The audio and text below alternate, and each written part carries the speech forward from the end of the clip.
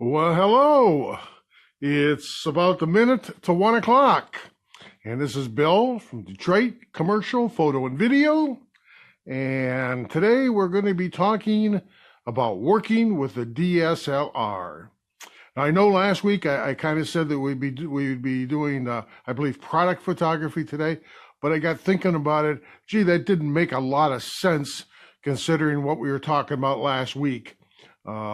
So we're gonna do working with your DSLR today. In fact, I had someone actually call today, this week, and ask about working with them because of the fact that he often thought about getting one, but never did really, hasn't done it. So he really wanted to kind of know how and why and few different things.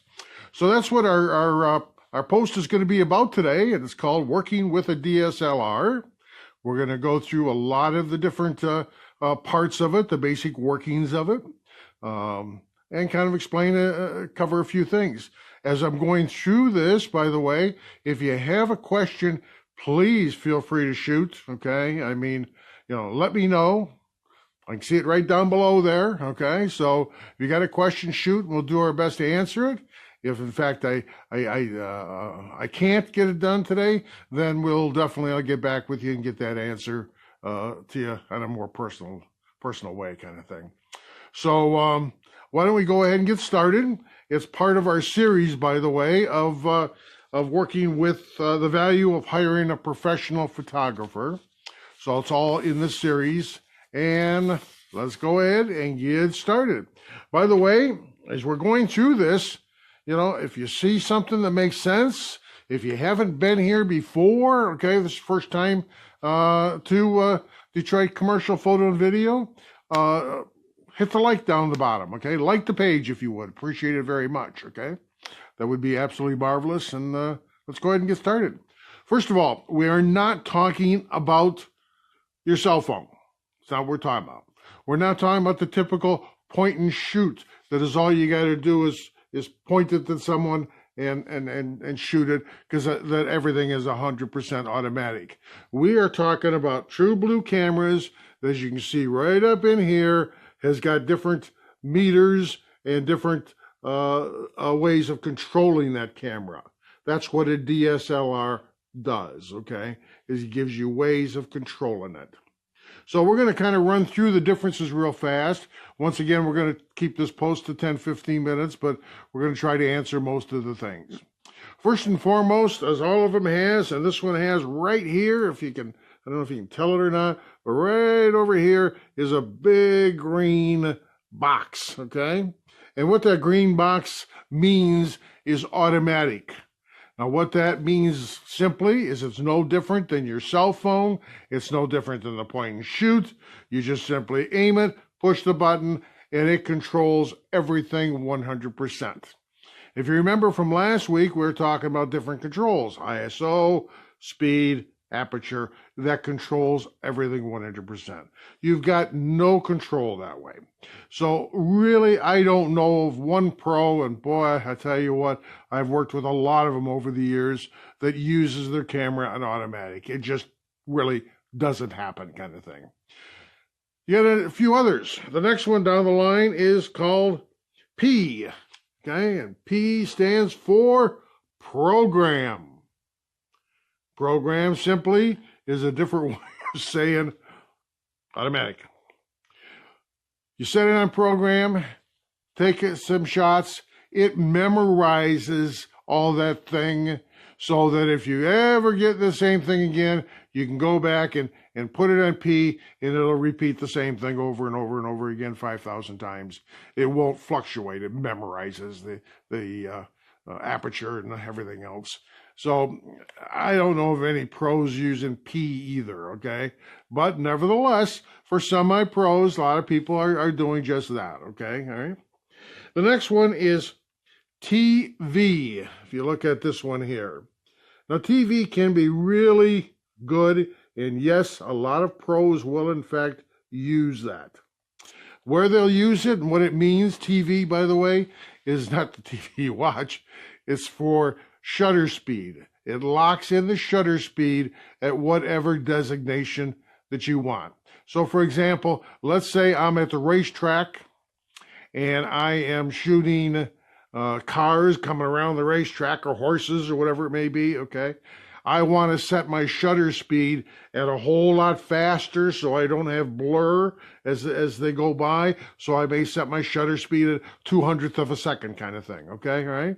So I can set it on TV, set my shutter speed to 200th of a second, and then I'm good. It'll always stay that way. Then the camera will control the aperture and it will control the ISO. So you've controlled one part of the three parts that we really consider, okay, as controlling your camera. So that's what TV does, okay? Now, I should clarify that I use a Canon camera, okay? With Canon and Nikon, Sony, Panasonic, they're all great cameras. They all operate basically the same way. They all have the same basic controls. However, they're laid out differently and sometimes called little different things. So for that reason, you want to have your trusty old, what is this? But this is your trusty old manual that came with the camera. Don't ever throw them away. I have one camera I use that's almost 15 years old, digital camera, and I still have the manual. I have got an old film camera, medium format. I've still got the manuals for it, so don't ever throw them away. So if you're shooting a Nikon, it doesn't say TV in it, just look it up. It's basically shutter priority is what it is, okay? The next one here is AV, okay? AV. AV is the same concept. The only thing is different this time is that now you will select your aperture for your lens.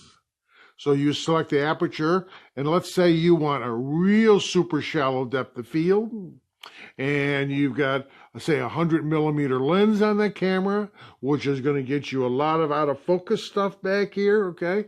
So you set your camera to be at 1.8 or 2.8 in that ballpark, and so now you've got your lens set for that. Now the camera then will adjust the shutter speed and it will adjust the ISO in order to attain that. So it's just the same thing, but just a little different, and that's how you might want to use it, okay? The real pros, however, use everything in manual, and that's what I do. Manual simply means that I can adjust my ISO. This morning at my LBN meeting, I cranked the ISO up to, well, I cranked up to 1,000, I think. No, 800. I cranked it up to 800 this morning. So that way there in a dark room, I didn't need flash. Keep in mind, we're talking a meeting room. So all we got is fluorescent lights, which is not the brightest things in the world. And so we had an 800. I shot everything at 5.6, okay? 5.0 at a 60th of a second, and we got some pretty good exposures by and large, okay? So professionals almost always use strictly manual. That's all most professionals use. Once again, this is where the creativity really lays in. Now you get to decide how fast you want the camera to be, the ISO, the sensitivity of the recording. You get to decide on what kind of shutter speed you want, depending on what you're photographing. You get to decide on what aperture you want based on what you're photographing. So this gives you the total control of the whole shooting match, okay? You are now the creative person behind it. The only thing you need to do is add your lighting or whatever else that needs to go into it. But as far as your camera is concerned, you've got control of the camera. You can pretty well, once you understand it, you can pretty well know what you're going to get. For example, I shoot a lot of headshots. And with my headshots, I always have my ISO at 100, always. That's as low as the camera will go that I use, the Canon cameras. I will always have my aperture, usually between 5.6 and 11.8 is what it is in most cases there. Why? Because that's going to give me plenty of depth of field From the nose to the back of the head, everything is going to be sharp, because the last thing anybody in the world wants is to have their headshot out of focus kind of thing. So that way it gives us plenty of latitude if somebody moves in or moves out an inch or so, or I move in or move out an inch or so, the world don't come to an end. When you get down to that 1 point something, it really matters, okay, if somebody moves an inch or so. So we usually shoot at about f8. Most cases, I'll either be between a 60th of a second or a 100th of a second, and that works out just perfectly, okay? However, I do use a tripod when I'm doing the headshots. For always tripod I use. Very rarely do I handhold in doing the headshots. So basically, that's explained most of the differences there to you. This camera here has one more, and that's called B for bulb. So, for example, we want to go out one evening. It's the 4th of July. We're going to go out in the park, and we're going to watch the fireworks explode, maybe over Detroit, okay? And we want to catch these cool fireworks that's happening. Boom, boom, boom, boom, boom, boom, boom, boom. I put it on bulb. That keeps the shutter open. So now the only thing I've got to do is take this here and open and cover, and I keep exposing more and more fireworks on top of it to get a real creative finish to it. So that's what B stands for. B stands for bulb. The shutter stays open, and you control it through whatever means that you may want to, okay?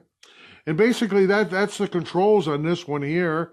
Now some of the other ones have a few other different things, okay, creative, but these are your basics, and this is what you're going to find in most every pro camera DSLR on the market today. And my urge to you is get one, but learn to use it in manual. If you're going to buy one and spend that kind of money and only put in automatic, stay with your camera. Stay with your cell phone. Why spend the money? There's no point in it. Let's go a step further as a kind of a bonus today. We're about 10 minutes into this. So let's throw out another little bonus here. And that is the cards that you use in the camera. That's what you're recording to. This is your current film from yesteryear, okay? So what you may have noticed, if you have a digital camera of any kind, you're going to buy cards for it. And a lot of people will buy cards, depending on the camera, that'll come all the way up. Like here's one that's 64. We'll look at it upside down. No, there, I had it right. Okay, 64 gigs, okay, of space. Phenomenal. Man, do you realize that in your camera, especially if you're shooting automatic, okay, and you get set to shooting JPEGs, you can get thousands of pictures on that one card. Thousands, no questions about it, okay? But you know what I use this for? Strictly for video production. That's it, baby. Nothing more. This will never see one of my cameras for still photos. Why? Simply put, because let's say I've got 500 images on that bad boy and that card dies. I got a problem. Real problem. So there's other cards. Here's a card. 4 gigs. I think it's been in the camera once, just once. It's hardly ever used. Basically, it's a backup kind of thing. Here's another one, 64, we talked about that. Oh, here's one that's 16 gigs, okay? And I even got marked on it for video only, because that's the only point in it. I will not use that in my camera.